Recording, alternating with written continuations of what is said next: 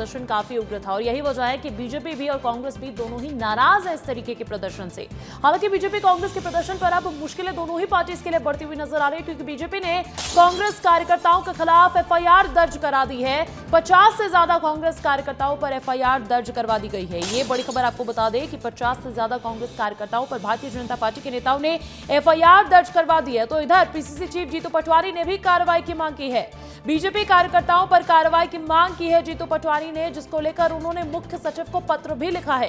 कांग्रेस कार्यालय में तोड़फोड़ को उन्होंने दुर्भाग्यपूर्ण करार देते हुए एक पत्र लिखकर उचित कार्रवाई की मांग की है। साथ ही कानून व्यवस्था को लेकर चिंता भी व्यक्त की है। बीजेपी कांग्रेस के प्रदर्शन पर दोनों ही पार्टीज एक दूसरे के लिए मुसीबत बनती हुई नजर आ रही है, एक दूसरे के लिए मुश्किलें बढ़ाती हुई नजर आ रही है। बीजेपी ने कांग्रेस कार्यकर्ताओं के खिलाफ कानूनी कार्रवाई की शुरुआत कर दी है, तो दूसरी तरफ मुख्य सचिव का दरवाजा खटखटाया है कांग्रेस पार्टी ने कि वो इसमें हस्तक्षेप करे और जल्द से जल्द कोई कार्रवाई करे, क्योंकि कांग्रेस कार्यालय को भी भारी नुकसान पहुंचा है इस प्रदर्शन में। हम लोगों ने आज हबीबगंज थाना आकर के इस पूरे वाकये की जानकारी, पूरे घटनाक्रम की जानकारी थाना प्रभारी महोदय को दी है। इस संबंध में शिकायत करते हुए मोहित अग्निहोत्री और हमारे राकेश परस से 2 कार्यकर्ताओं को जो गंभीर चोटें आई है, उस संबंध में भी पूर्ण जानकारी हम लोगों ने थाना प्रभारी महोदय को बताई है और एफआईआर की कार्रवाई सुनिश्चित की है। चलिए, अधिक जानकारी देने के लिए विवेक राणा मेरे साथ भोपाल से लाइव जुड़ चुके हैं। सीधा उनका रुख कर लेते हैं। विवेक, प्रदर्शन की तस्वीरें बेहद उग्र रही थी, प्रदर्शन बेहद उग्र रहा था, लेकिन अब कैसे दोनों ही पार्टीज के लिए ये प्रदर्शन खत्म होने के बाद भी मुसीबत खड़ी कर रहा है, वो बताइएगा। बिल्कुल, जिस प्रकार से कल एक उग्र प्रदर्शन देखने को मिला, वहीं कांग्रेस की बात करें, बीजेपी बात करें, तो दोनों ही पार्टी एक दूसरे पर हमला बोलती हुई दिखाई दी। वहीं कांग्रेस कार्यालय की आप तस्वीर देखिए कि राहुल गांधी आने वाले हैं, जिसके चलते ये जो तस्वीर है, कल की जो तस्वीर थी और आज की तस्वीर देखिए, दोनों ही तस्वीर जो है वो अलग तस्वीर है। आज पूरी तरह कांग्रेस कार्यालय को वापस सजा दिया गया क्योंकि राहुल गांधी आने वाले हैं, मगर कुछ मैं चीज़ें आपको दिखाने की कोशिश करूंगा। आप देख सकते हैं कि किस प्रकार से कल उग्र प्रदर्शन हुआ था, जिसके चलते कांग्रेस बीजेपी एक दूसरे पर किस प्रकार से हमला कर रही। देखिए, ये जो गमला है ये टूट चुके हैं, ये गमले हैं, ये कांग्रेस कार्यालय के गमले हैं जो एक दूसरे को मारे जा रहे थे। कांग्रेस बीजेपी एक दूसरे को मार रहे थे, ये देख सकते हैं, ये अभी भी यहाँ पर है। हालांकि सुरक्षा की बात करें तो सुरक्षा के लिहाज से पुलिस के जो जवान हैं वो यहाँ पर तैनात हैं और यहाँ तैनाती के साथ साथ किसी प्रकार की जो घटना ना हो, जिसके लिए सुबह से ही पुलिस के जवान यहाँ मौजूद है। दूसरी मैं तस्वीर दिखाऊंगा वज्र वाहन की।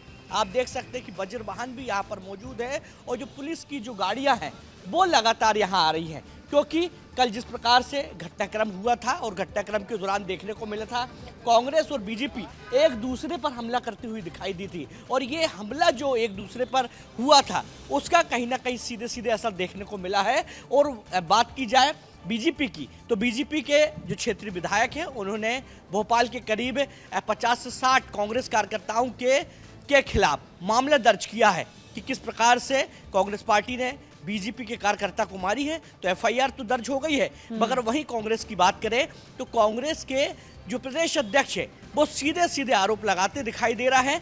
पत्र लिखा है मुख्य सचिव को और मांग की है कि मध्य प्रदेश में कानून व्यवस्था मुस्तैद रहे और तंदुरुस्त रहे, और जिस प्रकार से ये हमला कांग्रेस के कार्यकर्ताओं पे हुआ है, इसको लेकर जो न्याय है वो जल्द से जल्द कांग्रेस का पार्टी और ऐसे में विवेक हम देख रहे हैं कि कांग्रेस पार्टी के लिए कानूनी मुसीबत खड़ी होती हुई नजर आ रही है। यानी कि बात एफआईआर तक पहुंचना कोई छोटी मोटी बात तो है नहीं।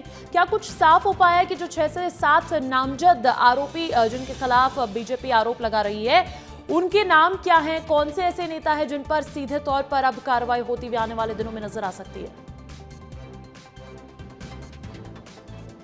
बिल्कुल, यदि भोपाल की बात करें तो जो कांग्रेस के जो नेता हैं अमित शर्मा, उनके ऊपर नामजद एफआईआर हुई है। उसके बाद अभिनव बोरिया है, उसके बाद विवेक त्रिपाठी है।